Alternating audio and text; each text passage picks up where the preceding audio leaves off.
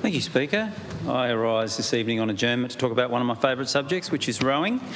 So we've got an amazing event coming next week, which is the National Rowing Championships. They are once again coming to Tasmania. What a huge opportunity for the state to have the Nationals here 2 years in a row.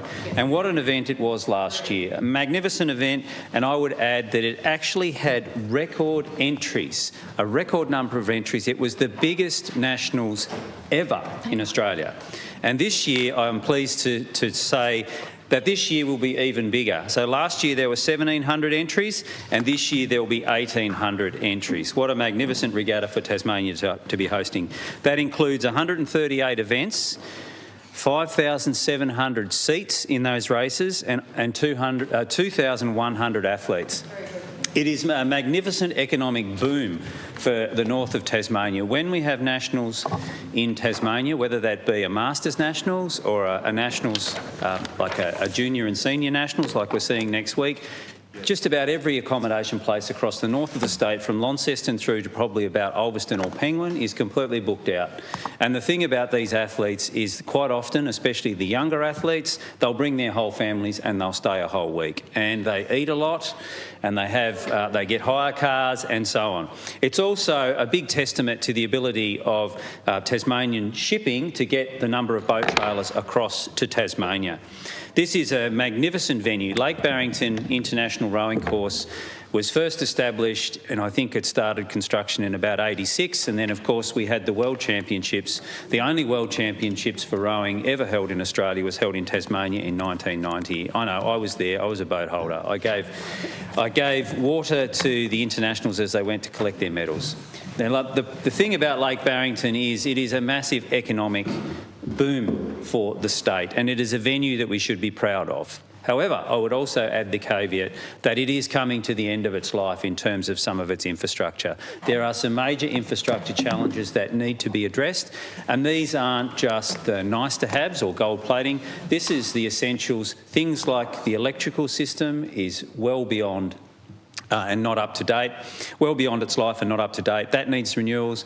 The sewerage system there needs renewals, especially when we're seeing these huge regattas. There's enormous pressure on what is a very small sewerage system, and things like the finish tower are getting to the end of their life. No finish tower, no racing. And also the starting pontoon structure got hammered a couple of times in storms, and we could probably do with a new starting structure too. So I know that Rowing Tasmania and Rowing Australia have briefed the government about an ask. That ask is quite modest. It's $15 million.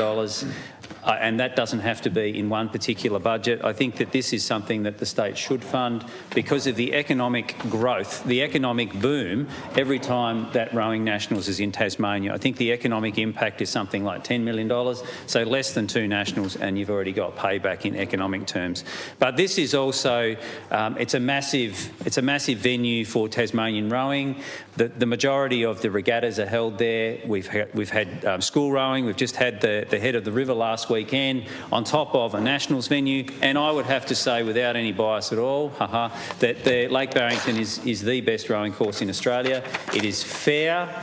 It's also sheltered, but more importantly, I think from a spectator point of view, you can see the rowing. You can be just about on any part of that course, and you can see the events. When you go to somewhere like Sydney, the boat park and everything's over the back, and if you're there as an athlete or a spectator, it's very hard to interact. Lake Barrington is a magnificent venue. I think that the number of entries proves that the 2 biggest Nationals ever are going to have happened in Tasmania. It's a magnificent thing that we've got those Nationals 2 years in a row because of the economic uplift, but I think the future is one that there needs to be some investment, and I don't think that Rowing Tasmania as a small organisation could fund that by themselves. There's a capital ask that is now on the table. I would urge the government to consider that favourably because Lake Barrington, it's an icon for Tasmania. It's an economic driver, and without it, rowing wouldn't exist. And also, just to mention as well, that if you want to be an Olympian in Tasmania, the best thing you can do is row,